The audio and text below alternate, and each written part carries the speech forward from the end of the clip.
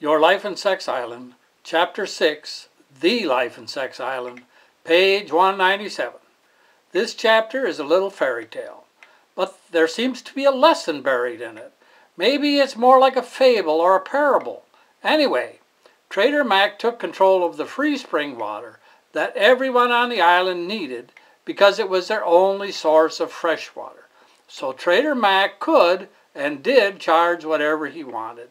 Soon he had all of the money, they used colored rocks, on the island, and everyone else worked forever and yet could accumulate nothing. They were fortunate if they didn't starve.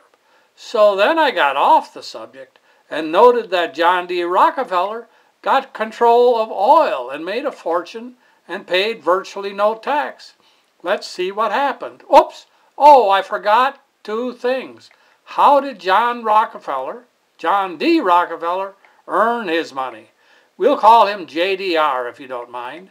And then, why do the rich put so much money into trusts and other, often do-gooder entities?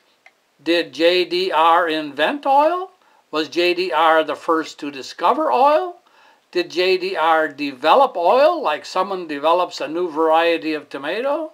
No, he didn't invent oil. If you are religiously inclined, God invented oil and put it in the ground for free. Anyway, it was in the ground for free. And no, or yes, oil had been discovered by others long before, and JDR was not an inventor or developer.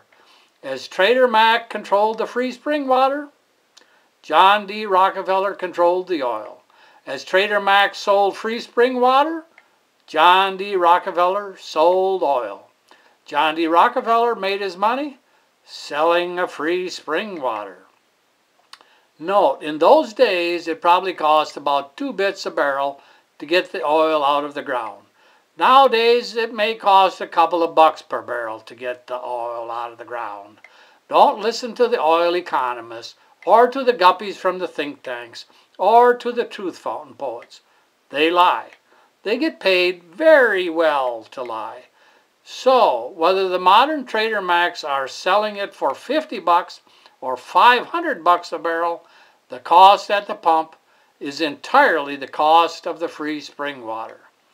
Why do the rich found so damn many trusts and foundations and the like? I can list a few reasons, but there are probably many that I don't know about. Trusts like the Rockefeller Trust can be used to launder money and ownership. They can go back and forth with so many owners and names and countries and secret accounts that they can befuddle any tax collector. They can hide income and estate taxes in a number of ways. For example, if the largest non-taxable gift is $1,000 and Junior gets a $1,000 gift from multiple trusts every year for 40 years, a very sizable fortune can be transferred tax-free. Since trusts are not traded in a free market, they can be worth anything that the trustees say they are worth. If the trusts are worth a hidden $1 billion and accumulating $100 million in earnings every year, they are still only worth $1 if the trustees say that they are only worth $1. And they can be transferred to Junior for a tax-free dollar.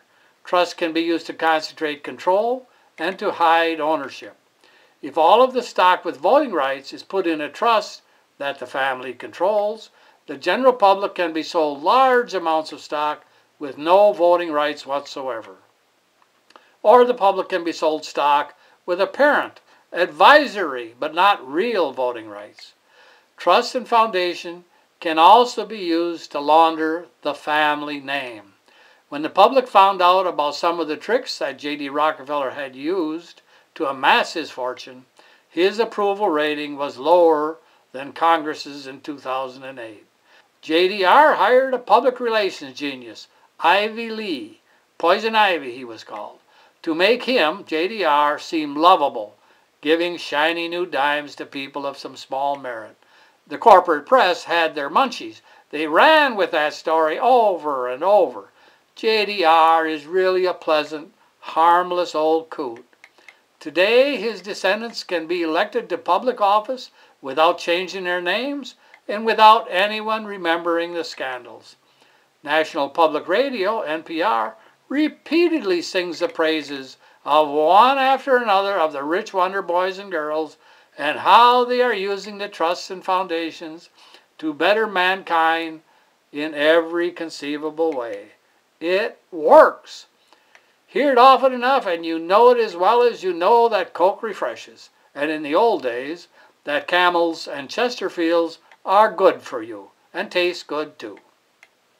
Trusts and foundations are also used to hire think tank guppies to prove that the world works better if the rich are made richer and the poor are made poorer.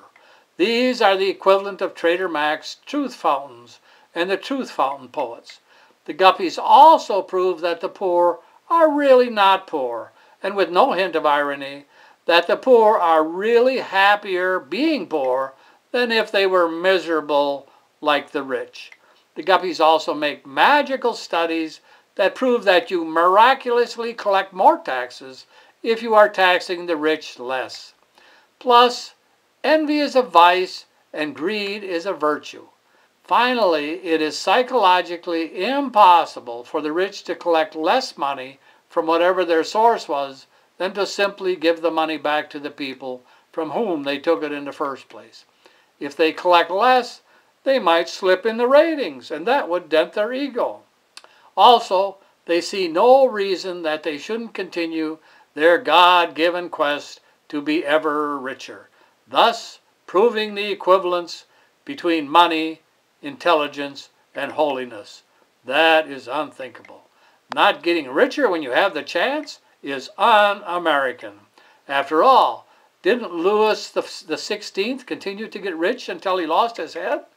If the rich gave it back to the people from whom they took it in the first place, that might cast doubt upon their business ethics. That is unthinkable. Any bishop will tell you that if you are rich, you are going straight to heaven. After all, didn't they canonize Louis IX? If they give it back, someone might think that maybe, just maybe, they should not have taken it in the first place. Well, I have to leave you again, but I will return. Purchase the book now by clicking the link in the description below.